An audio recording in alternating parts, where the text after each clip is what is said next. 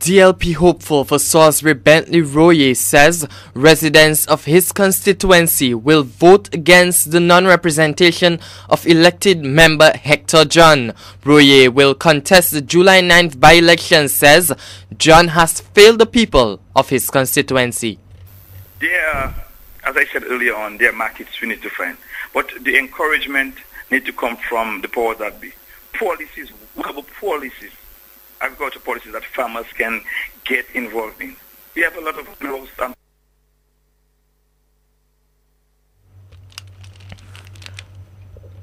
Royer says the sporting facility roads from Monrachet, public convenience and feeder roads will be given top priority if elected as MP on July 9th.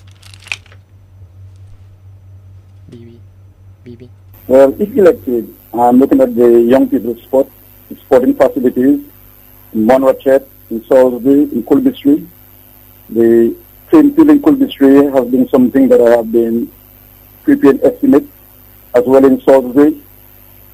A toilet at the Bifront of Salisbury.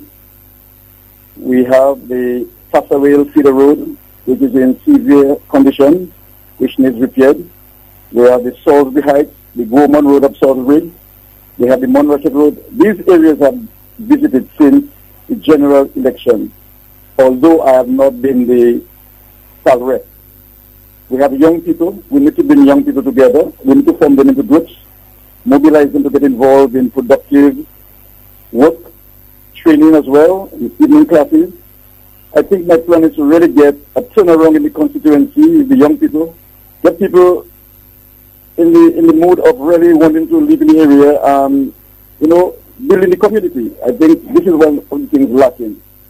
We want people to be motivated to enjoy living in these areas. We want to see sports on a Sunday.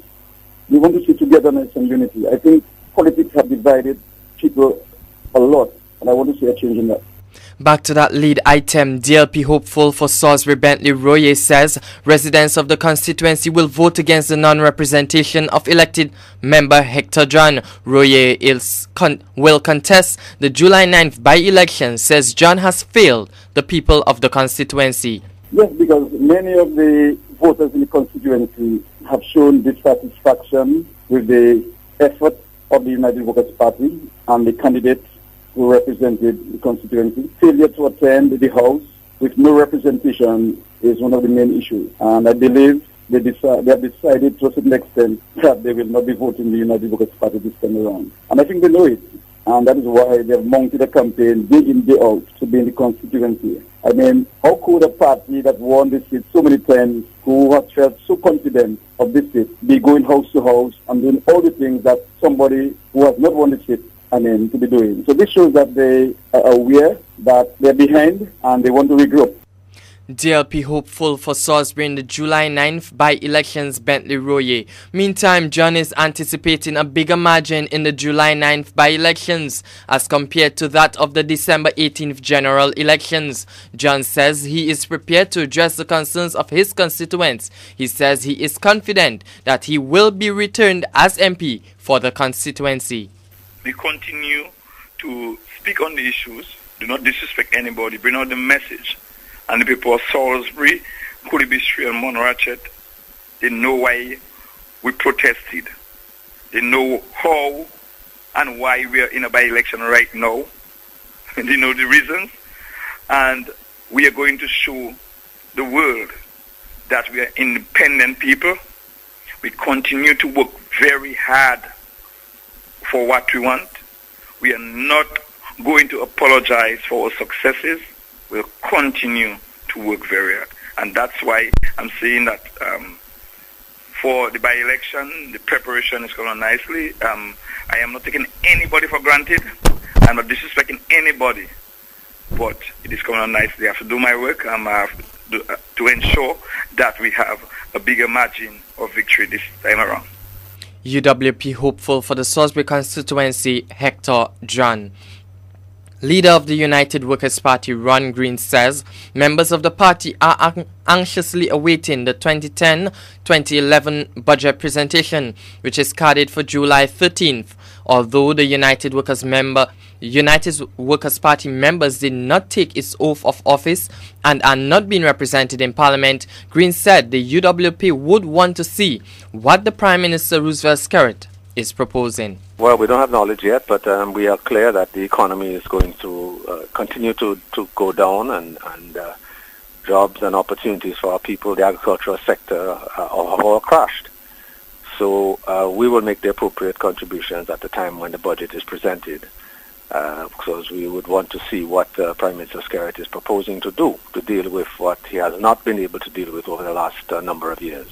Leader of the United Workers' Party, Ron Green. In other news, featured speaker at the graduation ceremony for the St. Martin Secondary School, Rosamond Roll, has advised the graduating class to move higher heights with God on their side. 24 students said goodbye to their alma mater yesterday. I know you have been given a sound education. I know you have been instructed in the Catholic faith. And I know you have been exposed to character traits that will have prepared you to become a wholesome individual, one who is ready and willing to continue moving to higher heights with God as your guide. I ask, did you take this teaching seriously? Are you willing to continue to practice the values which were instilled at St. Martin Secondary? Will you continue to move to higher heights with God as your guide? I imagine you want to, since you have selected the theme. About God's guidance, there is a God, and St. Martin's Secondary is not God. In spite of the tremendous efforts of the school to make you live as young ladies in the image and likeness of God, you must realize you are not co-equals with God. Realize that God exists beyond time and space, and that you live within that space. Rosamond Roll, the featured speaker at the St. Martin Secondary School graduation ceremony. In news from FIFA, we have learned that FIFA is investigating allegations that Australia's 2022 World Cup bid team broke rules regarding the giving of gifts to the executive committee. Sydney News Agency has reported that Football Federation Australia's bid team offered pearl cufflinks to members of the committee and necklaces to their wives. It is also alleged that the bid team financed a trip to Cyprus for a Trinidad and Tobago under-20 team. FIFA can confirm that it is looking into this matter. A statement said, for the time being, FIFA cannot disclose any other details or make any other comment. FIFA Vice President Jack Warner is from Trinidad and as head of CONCACAF is in control of 3 of the 24 votes of the executive committee, who will vote on the host of the 2018 and 2022 World Cups in December. FIFA rules state that the associations are prevented from giving valuable gifts to any figures connected with the voting process, but gifts that have symbolic or incidental value are permissible.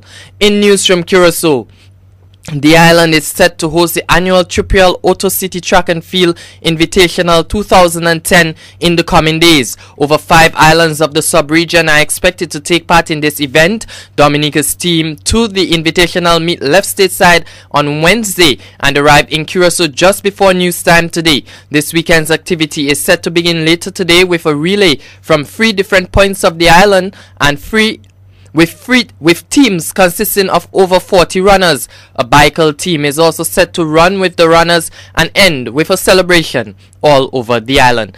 Kairifm News for total and complete unbiased news coverage.